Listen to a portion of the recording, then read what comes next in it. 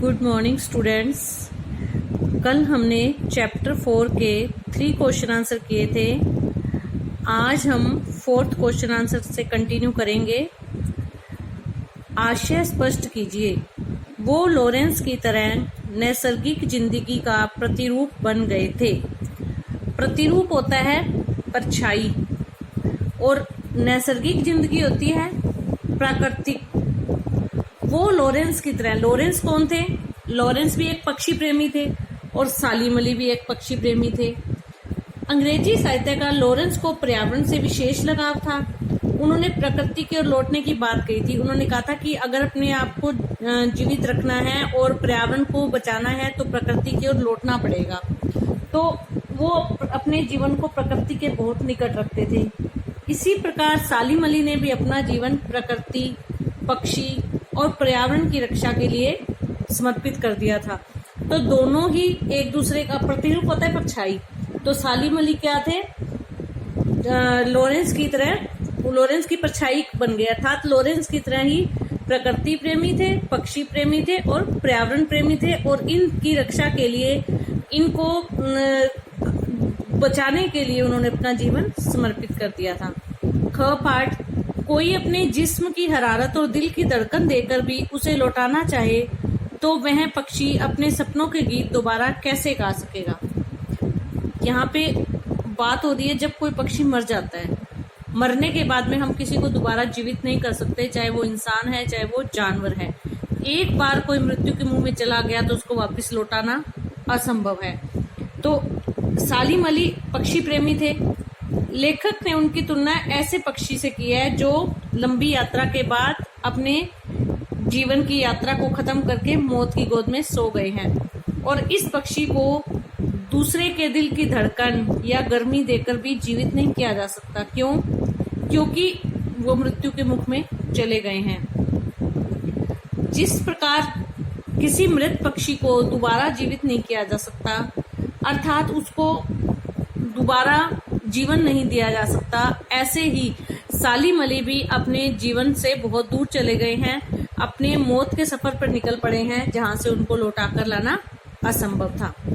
ग पाठ, सालीम अली प्रकृति की दुनिया में एक टापू बनने की बजाय अथाह सागर बनकर उभरे थे। टापू मैंने आपको बताया था ना, समुद्र के बीच में एक ऐसी जगह होती है जो समुद्र में ऊंची उठी हुई होती है और जहां पर पानी नहीं होता, वहां पे जीवन संभव होता है, मिट्टी होती है, वनस्पति होती है, होता समुद्र के अंदर ही है, लेकिन टापू होता है। तो टापू जो होता है वो समुद्र में एक लिमिटेड स्पेस होता है, लेकिन समुद्र जो होता है वो अथाह होता है। उसका अथाह मतलब जिसकी था पाना मुश्किल है, जिसका किनारा ढूंढना मुश्किल है। तो सालीम अली पक्षियों की खोज में एक जगह तक सीमित नहीं रहे, वो घूमते रहते थे, कभी यहाँ तो कभी लद्दाख तो कभी केरल तो कभी कहीं। तो इसलिए वो टापू की तरह नहीं थे कि एक ही जगह पर स्थिर रहे, वो समुद्र की तरह थे जो कहीं भी पहुंच जाता था। खुले विचारों उनकी सोच का कोई पार नहीं पा सकता था। उनके पक्षियों और पर्यावरण को लेकर उनके मन में जो भाव थे उनको कोई नहीं समझ सकता था। उनको वो समुद्र की तरह अथाह थे और उनके द्वारा पक्षियों के लिए, पर्यावरण के लिए किए जाने वाले जो कार्य थे वो भी समुद्र के भांति थे। इसलिए कहा है कि वो टापू नहीं थे, उनका जो कार्य था वो सीमित नहीं था, वो समुद्र की तरह, सागर की तरह फैला हुआ था। नेक्स्ट क्वेश्चन नंबर 5, इस पाठ के आधार पर लेखक की भाषा शैली की 4 विशेषताएं बताइए। लेखक परिचय है ना, वहां पर आपको भाषा शैली की विशेषताएं मिलेंगी। आप उनको पॉइंट्स में भी लिख सकते हो और पैराग्राफ में भी।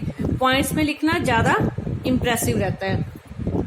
मिश्रित शब्दावली का प्रयोग, ये क्या होता है? लगभग सभी जो लेखक होते हैं ना वो मिश्रित मतलब मिली जुली भाषा का प्रयोग करते हैं, जिसमें उर्दू के भी शब्द आ जाते हैं, फारसी के भी शब्द आ जाते हैं, तत्सम भी आ जाते हैं, तद्भव भी आ जाते हैं, देशज भी आ जाते हैं। ये शब्द मुझे बताने की आवश्यकता नहीं है, आपने 7th में 8th में पढ़ा है। तत्सम क्या होते हैं, तद्भव क्या होते हैं, देशज क्या होते हैं, उर्दू फारसी के क्या होते हैं।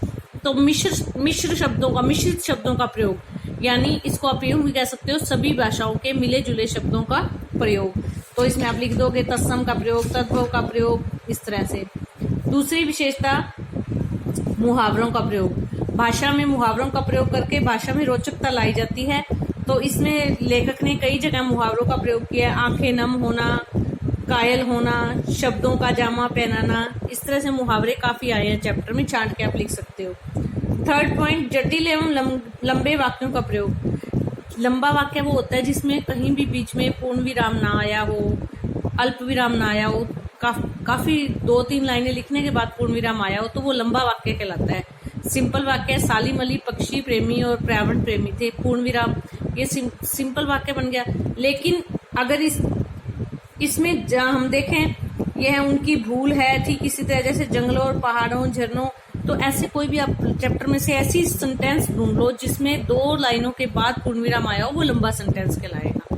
जिसमें आधी या 1 लाइन में पूर्ण विराम आ गया, वो छोटा सेंटेंस, नॉर्मल सेंटेंस है, सिंपल वाक्य है। लेकिन जो दो लाइनों में वाक्य खत्म होगा, 2 लाइनों के बाद पूर्ण विराम आएगा, तो वो क्या कहलाएगा? लंबा वाक्य है। नेक्स्ट, भावानुकूल भाषा। लेखक ने भावों के अनुसार भाषा का प्रयोग किया है, कहीं भी भाषा को जटिल बनाने की कोशिश नहीं की है। 4 विशेषताएं होगी: मिश्रित शब्दावली का प्रयोग, भावों के अनुसार भाषा का प्रयोग, मुहावरों का प्रयोग और जटिल एवं लंबे वाक्यों का प्रयोग। नेक्स्ट 6 क्वेश्चन, इस पार्ट में लेखक ने सालिम अली के व्यक्तित्व का जो चित्र खींचा है उसे अपने शब्दों में लिखिए। जो उन्होंने सालिम अली का वर्णन किया है, हमें वो बताना है। सालिम अली, सबसे पहले तो उन्होंने बताया एक पक्षी विज्ञानी थे। दूसरा, उन्हें पक्षियों और प्रकृति के बारे में जानने की हमेशा जिज्ञासा रहती थी। तीसरा, वे हमेशा प्रकृति और पक्षियों की देखभाल में लगे रहते थे। चौथा, वे अपने कंधों पर सैलानियों का सा बोझ लटकाए, गले में सैलानियों का बोझ, सैलानी होता है घूमने वाला, तो वो उसको अपने साथ पानी की बोतल, कपड़े और काफी सामान रखना पड़ता है। तो सैलानी का बोझ और गले में दूरबीन टांगे पक्षियों की खोज में दूर दराज मतलब दूर दूर के क्षेत्रों में निकल जाया करते थे और पर्यावरण की चिंता में रहते थे। और केरल की साइलेंट वैली को लेकर उन्होंने प्रधानमंत्री चौधरी चरण सिंह से भी बात की थी। नेक्स्ट, सांवले सपनों की याद शीर्षक की सार्थकता पर टिप्पणी कीजिए। सार्थकता होती है कि ये शीर्षक सही है या नहीं है। सांवले सपनों की याद पाठ जो है उसका शीर्षक बिल्कुल सही है, क्योंकि इसमें जो जाबिर हुसैन ना लेखक, उन्होंने अपने मित्र सालिम अली के व्यक्तित्व का वर्णन किया है, जो कि पक्षी प्रेमी थे और पर्यावरण प्रेमी थे, और पक्षियों और पर्यावरण की रक्षा करना उनका काम था, तो जिसे करने में वो आजीवन लगे रहे। और अब वो जब चले गए हैं तो उनका जाना एक्सेप्ट नहीं हो रहा, उनका जाना स्वीकार नहीं हो रहा। ऐसा लग रहा है कि वो अभी भी दूसरी तरफ से दूरबीन लटकाए हुए आएंगे। तो वो इसलिए उन्होंने सालिम अली की याद को एक सांवला सपना कहा है, तो ये शीर्षक बिल्कुल उचित है। नेक्स्ट क्वेश्चन, प्रस्तुत पाठ सालिम अली की पर्यावरण के प्रति चिंता को व्यक्त करता है। पर्यावरण को बचाने के लिए आप कैसे योगदान दे सकते हो? ये वैल्यू बेस्ड है, आपको अपने हिसाब से करना है, लेकिन मैं फिर भी आपको आइडिया दे देती हूँ।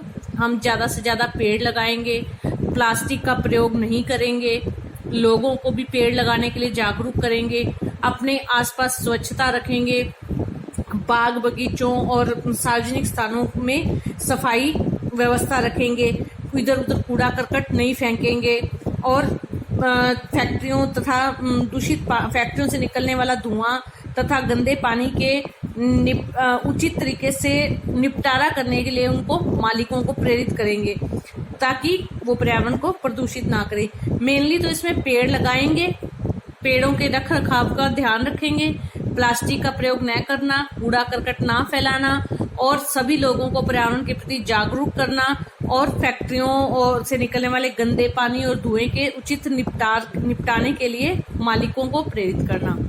ठीक है, ये चैप्टर कंप्लीट हो गया। आप इसके क्वेश्चन आंसर करके सबमिट करवाएंगे।